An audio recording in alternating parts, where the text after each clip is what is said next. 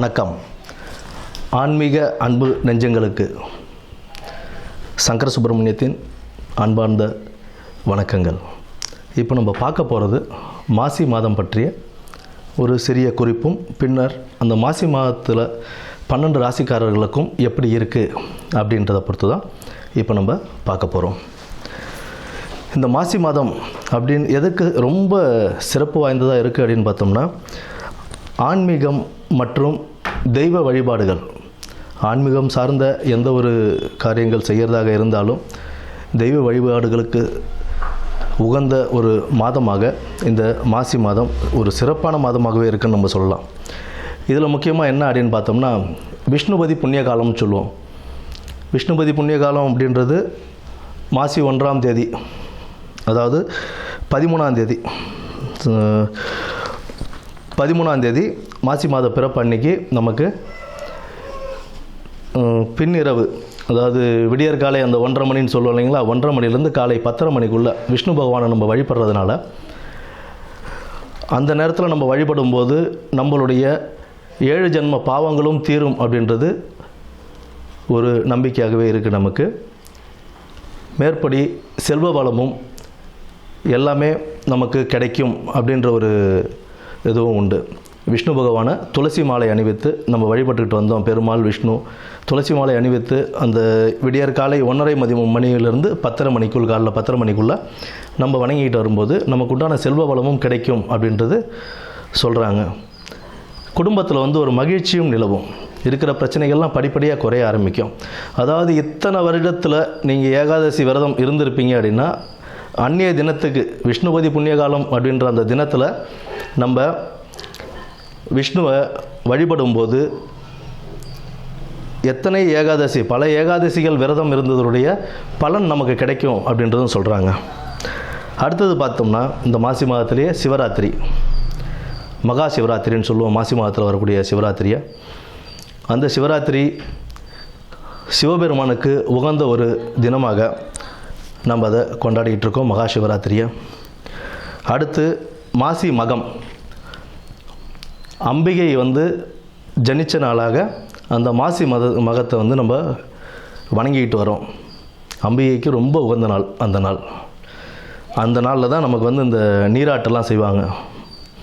கடலில் போய் குளிச்சுட்டு வர்றது, இந்த மாதத்தில் அதெல்லாம் செய்யும்போது கடலில் குளிக்கிறது, ஆன்மீக ஸ்தலங்களுக்கு போயிட்டு வர்றது, இதெல்லாம் ஒரு பெரிய புண்ணியத்தையே தரக்கூடிய ஒரு மாதமாக இந்த மாசி மாதம் அவ்வளோ சிறப்பு வாய்ந்த மாதமாகவே இருக்குது. இந்த மாசி மாதத்தில் பெண்கள், திருமணமான பெண்கள் தாலி பிரித்து கோத்தாங்க அப்படின்னா அவ்வளோ விசேஷம். அடுத்தது இந்த பூணூல் அணிவிக்கும் இதுவும் சொல்லுவாங்க. மாசி பூணல் பாசி படியாதுன்னு சொல்லுவோம். மாசி மாதம் பூணல் அணிஞ்சால் அவ்வளோ விசேஷமாக கருதுவாங்க. புதுசாக பூணல் போடுறாங்க அப்படின்னா, யஜ்ஞோபவிதாரணம் செய்கிறாங்க அப்படின்னா, அதுக்கு மாசி மாதத்தை மேக்ஸிமம் ஆட்கள் மாசி மாதம் தான் தேர்ந்தெடுப்பாங்க. ஏன்னா அவ்வளோ விசேஷமான ஒரு மாதமாக இந்த மாசி மாதம் இருக்குது. அது மட்டும் இல்லாமல் புனித நீராடுதல், விரதங்கள், குலதெய்வ வழிபாடு, இதெல்லாம் நம்ம பண்ண இந்த மாதத்தில், இந்த மாதம் ஃபுல்லாகவே ஒரு சிறப்பான மாதம் தான். ஆன்மீகத்துக்கும் தெய்வ வழிபாடுக்கும் ரொம்ப ஒரு சிறப்பான ஒரு மாதமாகவே இந்த மாதம் அமையும். இனி வரப்போவது 12 ராசிகளுக்கு உண்டான பலன்களை என்னன்னு நம்ம பார்ப்போம். வணக்கம். மீனராசி நேயர்களுக்கு இந்த மாசி மாதம் மீனராசி நேயர்களுக்கு எப்படி இருக்குது அப்படின்றத பார்ப்போம். குடும்ப உறவுகளில் திருப்திகரமான சுமூகமான ஒரு உறவு மேம்படுங்க. அடுத்தது தொழிலில் ஒரு நல்ல, உங்களுடைய கடின உழைப்பின் மூலமாக ஒரு நல்ல ஒரு நிலைக்கு வரக்கூடிய ஒரு மாதமாகத்தான் இந்த மாசி மாதம் உங்களுக்கு அமைத்து கொடுக்கும். வேலை செய்கிற இடத்துலையும் சரி, தொழில் செய்கிற இடத்துலையும் சரி, கடின உழைப்பு ரொம்ப அவசியங்க. அது உங்களுடைய பிஸ்னஸாக இருந்தாலும் சரி, இல்லை நீங்கள் எங்கேயாவது ஒர்க் பண்ணுறீங்க அப்படின்னாலும் உங்களுடைய கடின உழைப்பு உங்களுக்கு ஒரு நற்பெயர்களையும் ஏற்படுத்தி கொடுக்கக்கூடிய ஒரு மாதமாக இந்த மாதம் இருக்குது. நிதிநிலை மேம்படும். உங்களுடைய கடின உழைப்பின் மூலம் வருமானங்கள் கணிசமாகவே இருக்கும். தொழிலில், வியாபாரத்தில் கணிச ஒரு வருமானத்தை நீங்கள் ஈட்டி எடுப்பீங்க. மாணவர்களுக்கு இந்த மாதம் உங்களுடைய கடின உழைப்பின் மூலம் நற்பெயர்களையும் நல் மதிப்பெண்களையும் எடுக்கக்கூடிய ஒரு மாதமாகத்தான் இந்த மாதம் அமையுது. காதல் உறவு அப்படிங்கிறதுல சுமூகமான தீர்வுகள் ஏற்படக்கூடிய வாய்ப்புகள் உண்டு. பெற்றோர்கள் சம்மதத்துடன் அதை திருமணத்திற்கு கொண்டு செல்ல வழிவகுக்க நீங்கள் தான் முயற்சிக்கணுங்க. பெற்றோர்களுடைய வழிகாட்டுதலுடன் செல்வது வாழ்க்கைக்கும் உங்களுடைய ஃப்யூச்சருக்கும் ரொம்ப நல்லபடியாகவே இருக்கும். அதை மனசில் வச்சுக்கிட்டு காதல் உறவில் நீங்கள் மேற்படி தொடர்றது நல்லதாக இருக்கும். கணவன் மனைவிக்கிடையே இந்த வாக்குவாதங்களையும் வீண் பிடிவாதங்களையும் தவிர்ப்பது கொஞ்சம் நல்லதுங்க. வாக்குவாதங்கள் செய்யும்போது ஆட்டோமேட்டிக்காகவே அது பெரிய ஒரு பிரச்சனையாக, அது சின்ன விஷயமா இருக்கும். நீங்கள் வாக்குவாதம் செஞ்சு அதை பெரிய விஷயமா ஆக்கிடக்கூடாது. ஒரு இடத்துல எங்கே நம்ம ஃபுல் ஸ்டாப் வைக்கணும், எங்கே கமா பண்ணணுன்றதை நம்ம கரெக்டாக தெரிஞ்சு நம்ம கொண்டு போயிட்டு இருந்தோம்னா நம்ம வாழ்க்கை பீஸ்ஃபுல்லாக போயிட்டே இருக்குங்க. இதில் ரொம்ப கவனமாக செயல்படக்கூடிய காலகட்டம் இது. கொஞ்சம் கவனமாக செய்கிறது, வீட்டில் இருக்கிற பிரச்சனைகளை தவிர்த்துக்கிறதுன்றது கொஞ்சம் நன்மை பயக்கக்கூடிய விஷயமாக இருக்குங்க. ஏதாவது வியாபாரத்தில் முதலீடுகள் செய்கிறீங்க அப்படின்னா அதில் ரொம்ப கவனமாக இருக்கணுங்க. புதிய முதலீடுகள் செய்யும்போது ரொம்ப கவனமாக செய்யணும். 1க்கு 10 தடவை இல்லை 1க்கு 100 தடவை அதை ஆராய்ச்சி செஞ்சு அதில் செய்யலாமா செய்ய வேண்டாமா, இதை செய்கிறதுனால நமக்கு என்ன நன்மை, எவ்வளவு லாபம் ஈட்டி கொடுக்கும், எத்தனை நாளில் லாபம் ஈட்டி கொடுக்கும். ஏன்னா இப்போ ஒரு 10 லட்ச ரூபா போட்டு ஒரு தொழில் ஆரம்பிக்கிற அப்படின்னா மறுநாளே நமக்கு 10 லட்ச ரூபா எடுக்க முடியாது. அந்த தொழிலில் நம்ம முன்னேறி வரத்துக்கு ஒரு 6 மாதமோ 1 வருஷமோ ஆகும். அந்த 1 வருஷம் வரைக்கும் அந்த தொழிலை நம்ம நடத்துறதுக்கான நம்மக்கிட்ட முதலீடு இருக்கா எல்லாத்தையும் பார்த்துக்கிட்டு அதன் பிறகு அதில் இறங்குறதுன்றது கொஞ்சம் நல்லதுங்க. லோன் ஷூரிட்டிஸ், யாருக்காவது லோன் வாங்கி கொடுக்குறேன் இல்லை கடன் வாங்கி கொடுக்குறேன் ஷூரிட்டி கையெழுத்து போடுறேன் அப்படின்ற கதைக்கெல்லாம் போகாதீங்க. ஏற்கனவே நமக்கு நேரங்காலம் சரியில்லை, எங்கேயாவது போய் நம்மளை கோத்து விட்டு தேவையில்லாத இடங்களில் நம்ம மாட்டிப்போம்.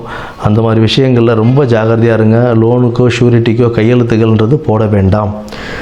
நீங்கள் கடன் கொடுக்கும் போதும் சரி, கடன் வாங்கும் போதும் சரி, திருப்பி கொடுக்க முடியுமா, இல்லை நான் கொடுக்குற பணம் திரும்ப வருமா அப்படின்றத 1க்கு 10 தடவை ஆராய்ச்சி செஞ்சு அதுக்கப்புறம் அதில் இறங்குங்க.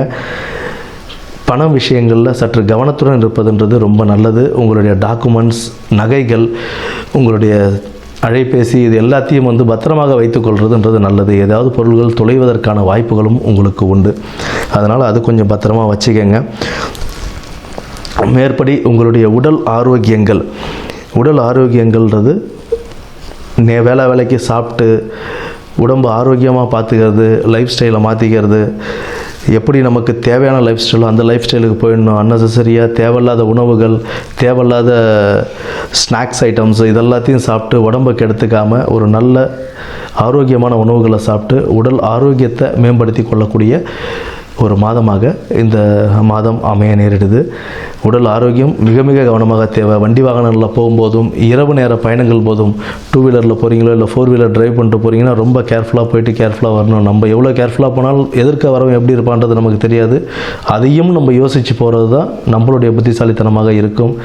ஏன்னா வேண்டாத ஆக்சிடென்ட்ஸோ இல்லை ஏதாவது உடல் உபாதைகளோ ஏற்பட்டதுன்னா அதனுடைய சிரமங்கள் நீங்கள் தான் அனுபவிக்கிற மாதிரி இருக்கும்.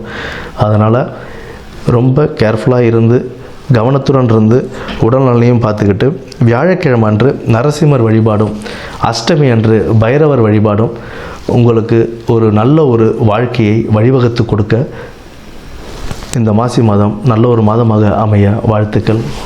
நன்றி, வணக்கம்.